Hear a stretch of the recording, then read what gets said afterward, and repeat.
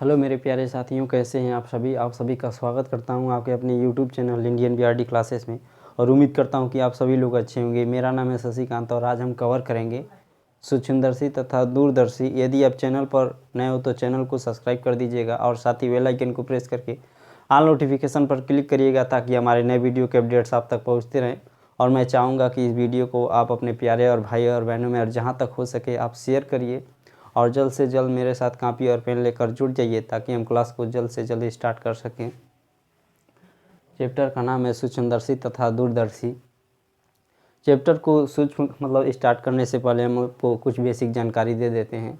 आप लोगों ने देखा होगा कि जब कोई वस्तु आपके काफ़ी समीप होता है तो वह वस्तु बड़ी दिखाई देती है, लेकिन जैसे ही उसी वस्तु को थोड़ा दूर पर रख दें तो वह वस्तु छोटा दिखाई देने लगता है। या फिर देखिएगा कि कोई हाथी है, यदि आपके सामने से जा रहा है, गुजर रहा है, तो वह बड़ी दिखाई देती है, लेकिन वही हाथी आपसे थोड़ा दूर हो जाए तो हाथी भी छोटा दिखाई देने लगती है। या फिर आप 5 मंजिला 6 मंजिला ऊपर चढ़ जाइए छत पर और वहाँ से देखेंगे तो नीचे जो लोग रहते हैं या फिर कोई वस्तु रखी गई होती है तो वह छोटा दिखाई देती है, लेकिन जैसे ही आप नीचे उतर कर आएंगे और उस वस्तु को देखेंगे तो ठीक वही वस्तु बड़ी दिखाई देने लगती है। इसके पीछे क्या रीज़न होते हैं, सारी चीज़ें डिटेल में हम आपको बताएंगे। तो चैप्टर को स्टार्ट करने से पहले आप चैप्टर को स्टार्ट करते हैं और हेडिंग लगाइएगा दर्शन कोण। आखिर में दर्शन कोण क्या होता है तो हम बता दें, अभी हम बताएं कि कोई वस्तु आपके समीप है तो वह वस्तु बड़ा दिखाई देने लगती है और कोई वस्तु आपसे दूर है तो वह वस्तु छोटा दिखाई देने लगती है। यह बात डिपेंड करता है दर्शन कोण पर। यानी कि दर्शन कोण वह कोण है जो उस वस्तु के थ्रू जो आपके समीप रखा है या फिर दूर रखा है उस वस्तु के थ्रू बनने वाले नेत्र पर कोण को दर्शन कोण कहते हैं। यानी कि दर्शन कोण वह कोण है जो किसी वस्तु के द्वारा हमारी नेत्र पर बनता है। परिभाषा हम लिख देते हैं, दर्शन कोण वह कोण है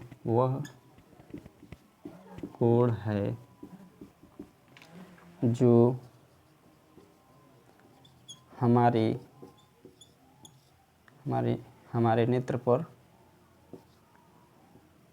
हमारे नेत्र पर किसी वस्तु के द्वारा बनता है, किसी वस्तु के द्वारा बनता है। दर्शन कोण वह कोण है जो हमारे नेत्र पर किसी वस्तु के थ्रू बनता है और दर्शन कोण पर यह डिपेंड करता है कि कोई वस्तु कितना बड़ा दिखाई देगा, कितना छोटा दिखाई देगा। यदि दर्शन कोण बड़ा बनेगा तो प्रतिबिंब हमें बड़ी दिखाई देगी, या फिर दर्शन कोण छोटा बनेगा तो प्रतिबिंब हमें छोटी दिखाई देगी। समझिए कैसे। देखिए, यह एक नेत्र है और इस नेत्र के समीप दो वस्तुएं रखी गई हैं, ए और बी, और दूसरा है ए डैश बी डैश।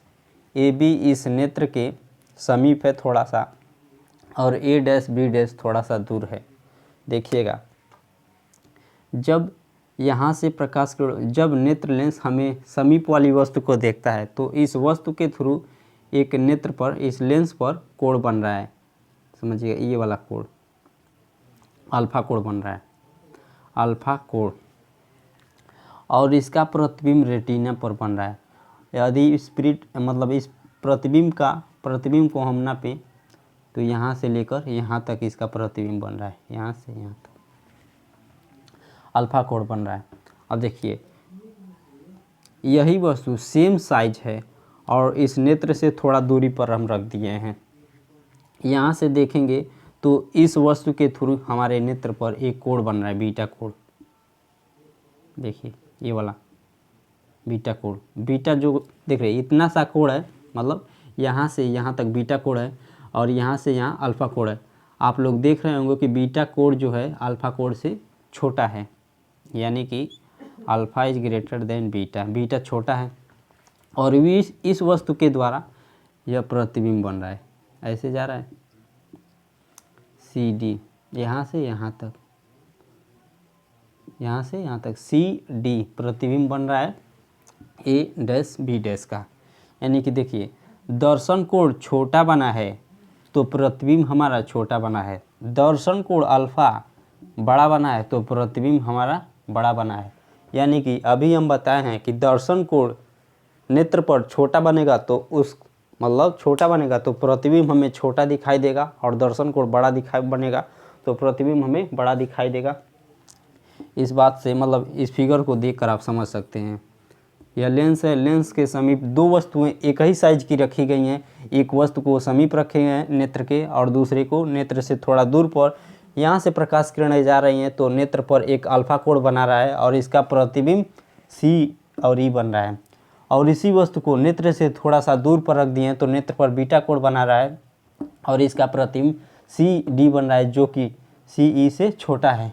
छोटा क्यों है? क्योंकि समीप रखे हैं तो वह नेत्र पर जो दर्शन कोण अल्फा बीटा दोनों दर्शन कोण है, तो अल्फा दर्शन कोण बीटा दर्शन कोण से बड़ा है, इसलिए बड़ा प्रतिबिंब रेटिना पर बना रहा है, और बीटा दर्शन कोण अल्फा दर्शन कोण से छोटा है, जिस कारण से हमारा रेटिना पर छोटा प्रतिबिंब बनता है। यानी कि दर्शन कोण वह कोण है जो किसी वस्तु के थ्रू हमारी आंखों पर बनता है, उसे दर्शन कोण कहते हैं। दर्शन कोण बड़ा होने पर प्रतिबिंब हमें बड़ा दिखाई देता है, और दर्शन कोण छोटा बनने पर प्रतिबिंब हमें छोटा दिखाई देता है। उम्मीद करता हूं कि आप सभी लोग इस बात को समझे होंगे।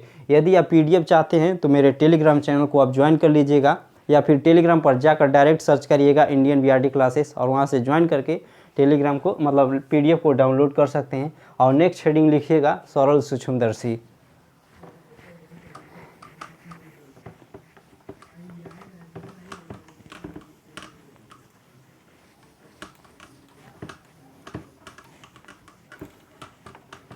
सरल सूक्ष्मदर्शी।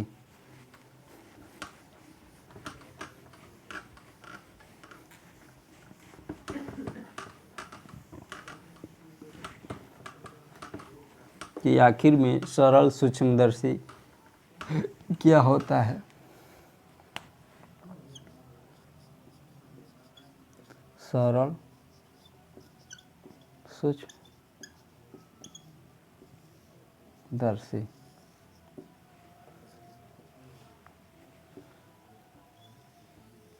ऐसे होता है।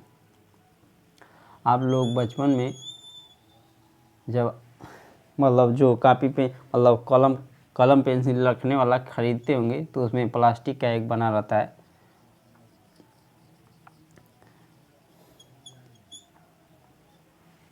और यहाँ से पकड़ने वाला रहता है, और इसी के बीच में इन दोनों पत्तियों के बीच में लेंस को कसा रहता है। मतलब ओरिजिनल वाले उसमें तो मतलब प्लास्टिक का बना रहता है, समझिएगा। ये हमारा लेंस लगा रहता है, उत्तल लेंस। सरल सूक्ष्मदर्शी, सूक्ष्मदर्शी,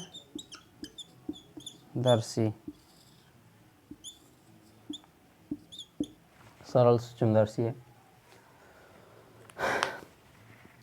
सरल सूक्ष्मदर्शी एक प्रकार का प्रकाशिक यंत्र होता है जिसके थ्रू हम छोटी वस्तुओं का बड़ा प्रतिबिंब करके देखते हैं। मतलब छोटी वस्तुओं का बड़ा प्रतिबिंब देखने के लिए इसका उपयोग करते हैं। सरल सूक्ष्मदर्शी एक प्रकार का प्रकाशिक यंत्र होता है जिसके द्वारा हम छोटी वस्तुओं का बड़ा प्रतिबिंब देखने के लिए इसका उपयोग करते हैं। इसमें एक छोटी फोकस दूरी का उत्तल लेंस लगा होता है, और यह लेंस इन दोनों पत्तियों के बीच में मतलब यह जो पत्तियां होती हैं एक गोले का छल्ला होता है इसमें आरी किनारे किनारे पर, और उन्हीं के बीच में जो लेंस लगा रहता है मतलब लेंस लगा होता है, और इसको पकड़ने के लिए इस छल्ले पर एक हैंडल का प्रयोग किया गया रहता है। मतलब इसकी रचना क्या होगी, रचना में हम क्या लिखेंगे, सरल सूक्ष्मदर्शी एक प्रकार का प्रकाशिक यंत्र होता है जिसके द्वारा हम छोटी वस्तुओं का प्रतिबिंब देखने के लिए छोटी वस्तुओं का बड़ा प्रतिबिंब देखने के लिए इसका उपयोग करते हैं। और इसमें एक छोटी फोकस दूरी का उत्तल लेंस लगा होता है, और यह लेंस जो होता है इन छल्लों के बीच में मतलब लगा रहता है, और इसको पकड़ने के लिए इन छल्लों पर गोले के छल्लों पर एक हैंडल का प्रयोग किया गया रहता है। इसमें मतलब रचना में यही बात लिखना है। क्या लिखना है फिर से एक बार बता दे रहा हूँ, आप लोग मेरे साथ साथ याद करिएगा। मतलब इतना आप लोग ध्यान दीजिए कि मेरी 70 से 80% बात आपको याद हो जाए। फिर मतलब नोट जो 20% बचेगा आप जाकर नोट से मतलब देख लीजिएगा कि सरल सूक्ष्मदर्शी एक प्रकार का प्रकाशिक यंत्र होता है जिसमें एक छोटी फोकस दूरी का उत्तल लेंस लगा होता है। यह लेंस क्या होता है कि इन मतलब आरी आरी जो छल्ला होता है उसी के अंदर फिट होते हैं और इनको पकड़ने के लिए एक गोले के छल्ले पर एक हैंडल का प्रयोग किया गया रहता है। रचना में केवल इतनी बात लिखनी है। सरल सूक्ष्मदर्शी एक प्रकार का प्रकाशिक यंत्र होता है। प्रकाशिक यंत्र होता है जिसके द्वारा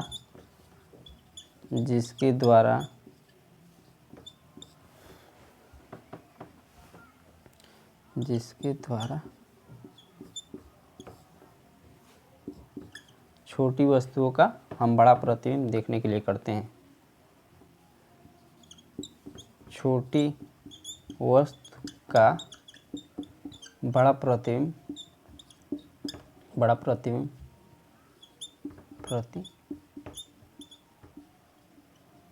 देखने के लिए करते हैं, जिसके द्वारा नहीं, जिसका उपयोग द्वारा नहीं लिखेगा, उपयोग लिखेगा। बड़ा प्रतिबिंब देखने के लिए करते हैं, देखने के लिए करते हैं। लिखूंगा नहीं क्योंकि लिखूंगा तो मतलब उतना स्पेस नहीं है कि हम सारी बातों को लिख दें। केवल आप लोग मेरी बातों को आप लोग ध्यान दीजिएगा। हालांकि जो समझाने वाली बात है उसको मैं समझा दूंगा कि सरल सूक्ष्मदर्शी एक प्रकार का प्रकाशिक यंत्र होता है जिसका उपयोग हम छोटी वस्तुओं का बड़ा प्रतिबिंब देखने के लिए करते हैं। इसमें एक छोटी फोकस दूरी का उत्तल लेंस लगा होता है। यह लेंस इन छल्लों के बीच में मतलब फिट रहता है और इनके छल्ले पर आरी आरी जो छल्ला लगा है, जो गोला लगा है, उनको पकड़ने, इस सूक्ष्मदर्शी को पकड़ने के लिए इस छल्ले पर एक हैंडल का प्रयोग किया गया रहता है। केवल इतना बात रचना में लिखनी है। और इसके बाद लिखिएगा रचना मतलब दूसरा हेडिंग सिद्धांत, कि यह किस सिद्धांत पर कार्य करता है। हर चीज़ की बाबू एक सिद्धांत होती है और कोई न मतलब जैसे आप मान लीजिए आप भी तो किसी के सिद्धांत पर कार्य करते होंगे, मतलब किसी के सिद्धांत पर चलते होंगे। आपके जो पिताजी कहेंगे आप उसी को करेंगे, मतलब जो सही होगा। कि सिद्धांत क्या है इसका,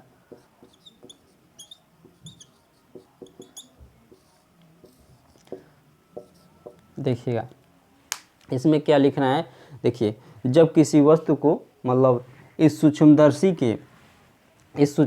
के सामने लेकर आते हैं, इस लेंस की फोकस दूरी से कम दूरी पर रखते हैं, तो उसका जो प्रतिबिंब होता है वो हमेशा सीधा बनता है, आभासी बनता है और वस्तु से बड़ा बनता है। केवल इतना बात आपको सिद्धांत में लिखना है कि जब किसी छोटी वस्तु को इस सूक्ष्मदर्शी में लगे उत्तल लेंस के फोकस दूरी से कम दूरी पर रखेंगे तो उसका प्रतिबिंब हमें आभासी, सीधा और वस्तु से हमें बड़ा प्रतिबिंब मतलब बनता हुआ दिखाई देगा।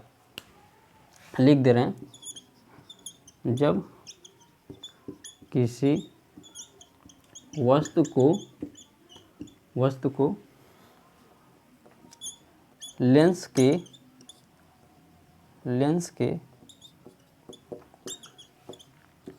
फोकस से कम दूरी पर रखकर देखते हैं तो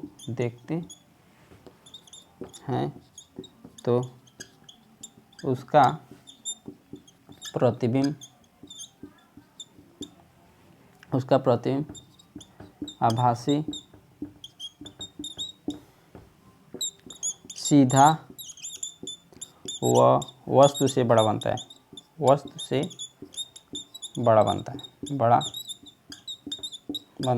है। जब किसी वस्तु को इस लेंस के फोकस दूरी से कम दूरी पर वस्तु को रखेंगे तो उसका प्रतिबिंब हमेशा सीधा, आभासी और वस्तु से बड़ा बनता है। इस बात को आप लोग मतलब इसको केवल आप समझिएगा, रट कर आप नहीं लिख पाएंगे। मान लीजिए इसका जो लेंस है, यह लेंस है, इसकी भी एक फोकस दूरी होगी। यदि उस वस्तु को उस लेंस के फोकस दूरी से कम दूरी पर रखेंगे तो उसका प्रतिबिंब जो होता है कि हमेशा सीधा, आभासी और वस्तु से बड़ा बनता है। इसको आप नोट करिएगा और फिर हम उसको समझाते हैं।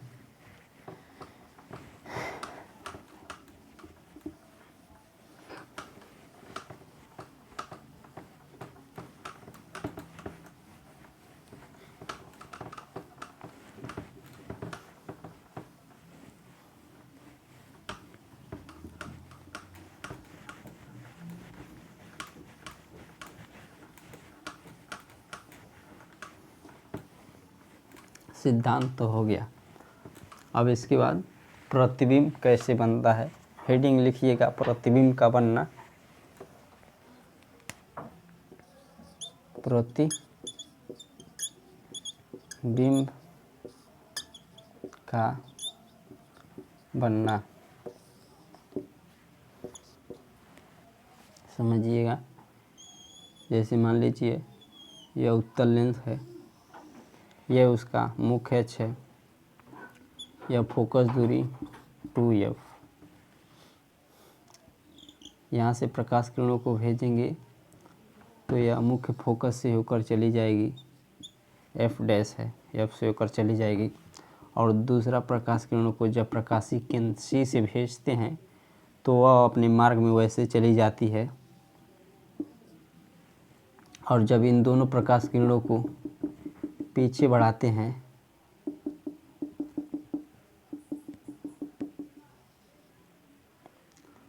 तो यहाँ पर इसका प्रतिबिंब बनता है।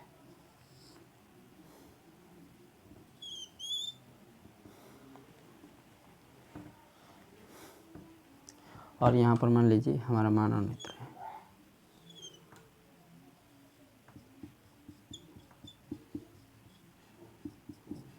मान लीजिए यहाँ पर हम नेत्र को रख दिए हैं, मतलब ये मान लीजिए मनुष्य का आँख है, नेत्र हम सही से बना नहीं पा रहे हैं। मानव नेत्र, कल्पना करिएगा कि यह मानव नेत्र है।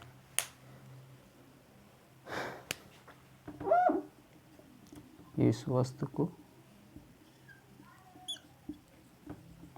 यह हमारा एफ है,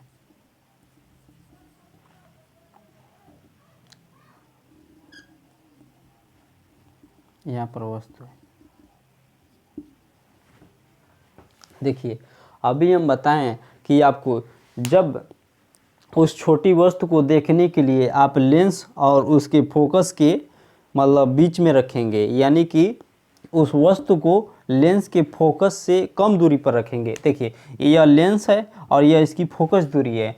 उस वस्तु को लेंस के फोकस दूरी से कम दूरी पर, यहाँ से यहाँ तक की दूरी फोकस दूरी, लेकिन जो वस्तु को हम रखे हैं तो इस लेंस के फोकस दूरी से कम दूरी पर रखे गए हैं। देखिए यहाँ से आप दूरी को मापेंगे इधर, तो यहाँ से यहाँ तक की दूरी और यहाँ से यहाँ तक की दूरी, देखिए यहाँ से यहाँ तक की दूरी जो है यह फोकस है।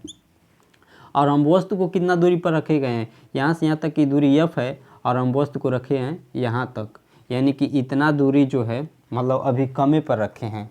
यानी कि यह जो दूरी है लेंस की फोकस दूरी से कम दूरी पर है। और अभी हम बताए हैं कि जब किसी मतलब छोटे वस्तु को बड़ा देखना होता है तो उसको उस लेंस के फोकस दूरी से कम दूरी पर रखते हैं तो उसका प्रतिबिंब हमेशा आभासी, सीधा और वस्तु से बड़ा प्रतिबिंब बनता है। अब यह जो कंडीशन है वही बच्चा समझ में आएगा, मतलब उसको समझ में ज़्यादा आएगा जो लेंस वाला चैप्टर बना रहता है। यह लास्ट कंडीशन है जब वस्तु को लेंस के फोकस और वक्रता केंद्र C के बीच में रखते हैं। तो याद करिए, जब वस्तु को लेंस और फोकस के बीच में रखते हैं तो उसका प्रतिबिंब आभासी, सीधा और वस्तु से बड़ा बनता है। लेंस वाले चैप्टर में हम सारा चीज़ डिटेल में बताए थे। इस उत्तल लेंस के थ्रू 6 प्रतिबिंब बना था। जब प्रतिबिंब को अनंत पर रखे गए थे, फिर से अनंत से उठाकर 2f और f के बीच में रखे थे और फिर 2f पर रखे थे, तो उसका प्रतिबिंब सेम उस वस्तु के बराबर बना था। फिर वस्तु को उठाकर F और 2F के बीच में रखे थे और देखे थे कि प्रतिबिंब कहाँ बनेगा, और जब F पर रखे थे तो उसका प्रतिबिंब बाद में बताएंगे। लेकिन जब वस्तु को हम F और प्रकाशिक केंद्र C के बीच में रखे थे तो यही कंडीशन बना था, और इसके सिद्धांत में भी यही बताया गया है कि जब उस वस्तु को उस लेंस के फोकस दूरी से कम दूरी पर रखेंगे तो उसका प्रतिबिंब आभासी और सीधा और वह वस्तु से बड़ा बनता है। तो देख लीजिए, इस वस्तु को इस लेंस के फोकस दूरी से कम दूरी पर रखे हैं तो उसका प्रतिबिंब आभासी बना है और सीधा बना है, और यह वस्तु इतनी बड़ी है और उसका प्रतिबिंब इतना बड़ा बना है। I छोटी वस्तु का बड़ा प्रतिबिंब बन गया है जब इस वस्तु को प्रकाशिक केंद्र C और इस F के बीच में रखे गए हैं। तो अब समझिएगा, यदि इस वस्तु को हम यहाँ पर उठाकर रख दें फोकस पर, तो अब याद करिएगा कि फोकस पर रखी गई वस्तु का प्रतिबिंब हमेशा आभासी, हमेशा अनंत पर बनता है और वास्तविक बनता है और वस्तु से बहुत बड़ा बनता है। यह चीज़ सारी चीज़ें हम डिटेल में लेंस वाले चैप्टर में बता दिए थे।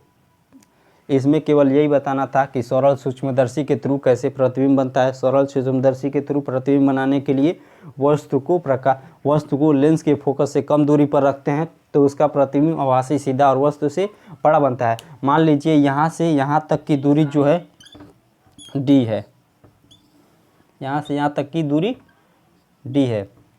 इस मानव नेत्र से जहाँ तक प्रतिबिंब बना है उसकी दूरी d है। तब इस समय क्या होगा, इस लेंस की आवर्धन क्षमता क्या होगी, आवर्धन क्षमता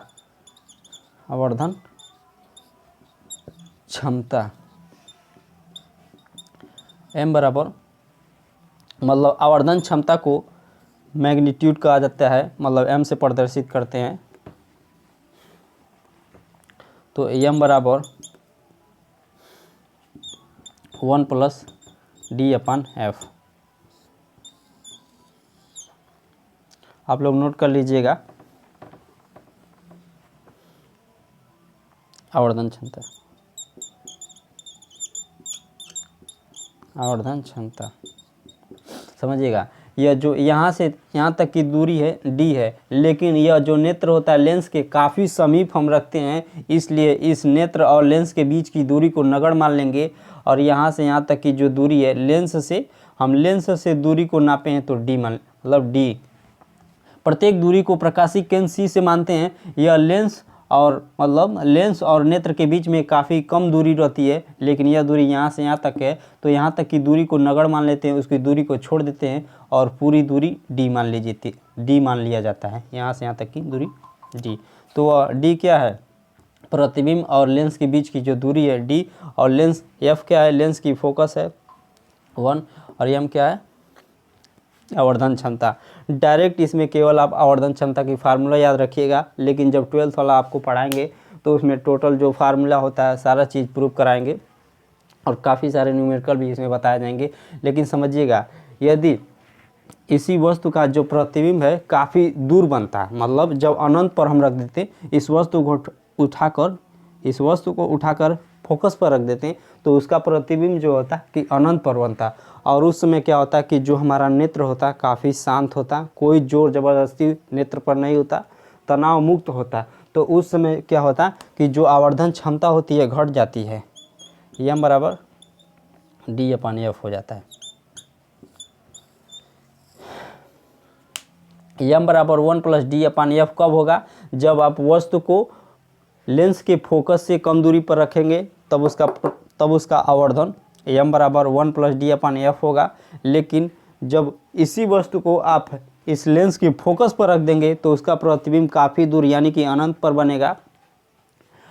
बनेगा, तो उसकी जो आवर्धन क्षमता होती है घट जाती है। घट कैसे जाती है समझिएगा, देखिए d/f और यहाँ पर एक जोड़ के है, यानी कि कुछ भी आप रखिए। यहाँ पर मान लीजिए d/f का मान 10 हम रख देंगे तो जो आवर्धन यहाँ पर होगा वह 11 हो जाएगा, लेकिन यहाँ पर 10 रहेगा। यानी कि देखिए आवर्धन क्षमता घट गई और यहाँ पर 10 + 1 मिलकर 11 हो जा रहा है, यानी कि यहाँ पर आवर्धन क्षमता बढ़ जा रही है। और इस फार्मूले से देखिएगा कि जिस लेंस की फोकस दूरी कम होगी, यहाँ पर जो m है वह फोकस के व्युत्क्रमानुपाती है, यानी कि लेंस की यदि फोकस दूरी कम होगी तो उसकी आवर्धन क्षमता उतनी बड़ी होगी, लेंस की फोकस दूरी घटती जाएगी तो आवर्धन क्षमता बढ़ती जाएगी, यानी कि आवर्धन क्षमता जितना बड़ा होगा उसकी फोकस दूरी उतना ही कम होती जाएगी। समझिएगा, आप लोग लेंस देखे होंगे, जितना भी लेंस मोटा होता है उसका फोकस दूरी उतना, जितना मतलब जो लेंस होता है वह जितना मोटा होगा उसकी फोकस दूरी उतना कम होगी, आवर्धन क्षमता उतना मतलब ज़्यादा होगी। और ज़्यादा मोटा जो लेंस होते हैं उनकी फोकस दूरी काफ़ी कम होती है, उनके थ्रू जो प्रतिबिंब बनता है उसमें काफ़ी दोष आ जाते हैं, इसीलिए सरल सूक्ष्मदर्शी का प्रयोग किया जाता है। सरल सूक्ष्मदर्शी के जगह संयुक्त सूक्ष्मदर्शी का प्रयोग किया जाता है। फिर से एक बात बता देता हूँ कि जितना लेंस मोटा होता है उसकी फोकस दूरी उतना कम होती है, और कम होने के कारण उसके थ्रू जो प्रतिबिंब बनता है उसमें बहुत दोष आ जाते हैं, इसीलिए सरल सूक्ष्मदर्शी की जगह संयुक्त सूक्ष्मदर्शी का प्रयोग किया जाता है। और उम्मीद करता हूं कि आप सभी लोग इतना बात को आप लोग समझे होंगे। और इस वीडियो में केवल इतना ही, आगे की जानकारी जो सूक्ष्मदर्शी है, सरल सूक्ष्मदर्शी, संयुक्त सूक्ष्मदर्शी, दूरदर्शी, खगोलदर्शी, ये सारी चीज़ें मैं मतलब नेक्स्ट वीडियो में आपको बताऊंगा। तो चलिए नेक्स्ट वीडियो में मिलते हैं, तब तक के लिए जय हिंद, वंदे मातरम, धन्यवाद।